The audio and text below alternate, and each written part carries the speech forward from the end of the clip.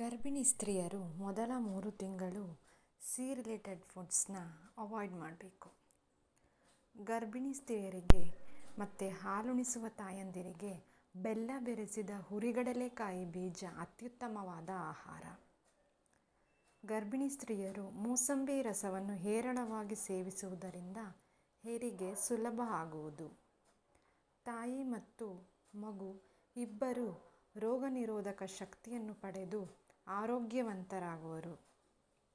ದಿನವೂ ಗರ್ಭಿಣಿಯರು ಒಣ ಖರ್ಜೂರ, ಬಾದಾಮಿ ಬೀಜವನ್ನು ಹಾಲಿನಲ್ಲಿ ಅರೆದು ಜೇನುತುಪ್ಪದಲ್ಲಿ ಬೆರೆಸಿ 1 ಸಾರಿ ಆದರೂ 1 ಸ್ಪೂನಿನಷ್ಟು ಸೇವಿಸುತ್ತಿದ್ದರೆ ನರದೌರ್ಬಲ್ಯ ಸಮಸ್ಯೆ ನಿವಾರಣೆಯಾಗುವುದು.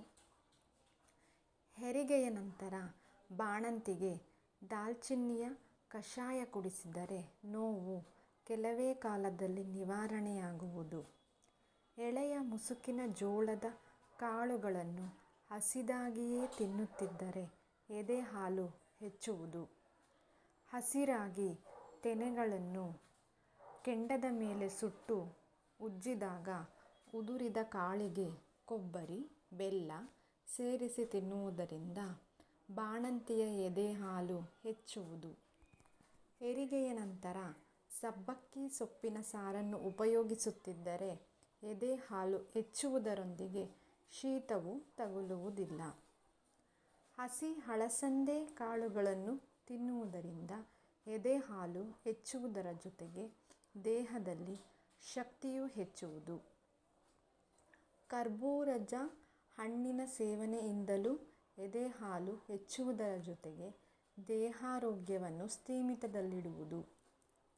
ಮತ್ತು ಗರ್ಭಿಣಿ ಸ್ತ್ರೀಯರಿಗೆ ಮತ್ತು ಮಕ್ಕಳಿಗೆ ಕಬ್ಬಿಣದ ಅಂಶ ಕಡಿಮೆ ಇದ್ದಾಗ ಬಸಳೆ ಸೊಪ್ಪನ್ನು ಅಡಿಗೆಯಲ್ಲಿ ಉಪಯೋಗಿಸುವುದರಿಂದ ಆಗಿರುವ ಕೊರತೆ ನಿವಾರಣೆ ಆಗುವುದು.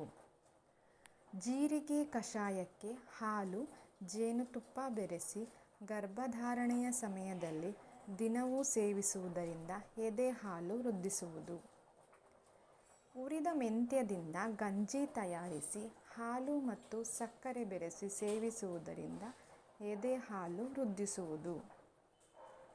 1 ಟೀ ಚಮಚ ಕೊತ್ತಂಬರಿ ಬೀಜ ಕುಟ್ಟಿ ಪುಡಿ ಮಾಡಿ ಆ ಪುಡಿಯನ್ನು ನೀರಿನಲ್ಲಿ ನೆನೆಹಾಕಿ ಶೋಧಿಸಿದ ಕಷಾಯವನ್ನು ಹಾಲು ಸಕ್ಕರೆ ಬೆರೆಸಿ ಸೇವಿಸಿದರೆ ಗರ್ಭಧಾರಣೆಯ ಸಮಯದಲ್ಲಿ ಆಗುವ ವಾಂತಿ ನಿಲ್ಲುವುದು.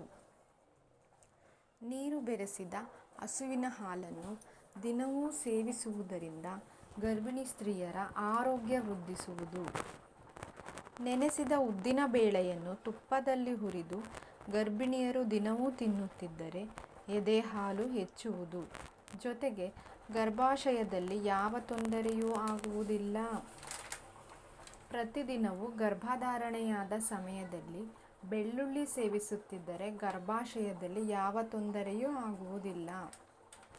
ಗರ್ಭಧರಿಸಿದ ಪ್ರಾರಂಭದ ದಿನಗಳಲ್ಲಿ ಎಳ್ಳು ಮತ್ತು ಎಳ್ಳಿನ ಪದಾರ್ಥಗಳನ್ನು ಸೇವಿಸಬಾರದು.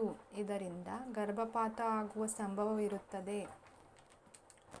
ಗರ್ಭಿಣಿಯರು ದಿನವೂ ಬಾಳೆಹಣ್ಣನ್ನು ತಿನ್ನುತ್ತಿದ್ದರೆ ಹೆರಿಗೆಯ ಸಮಯದಲ್ಲಿ ತೊಂದರೆ ಕಡಿಮೆಯಾಗುವುದು. 1 ತಿಂಗಳೊಳಗಿನ ಗರ್ಭಿಣಿ ಸ್ತ್ರೀಯರು ಪರಂಗಿಕಾಯನ್ನು ತಿನ್ನಬಾರದು.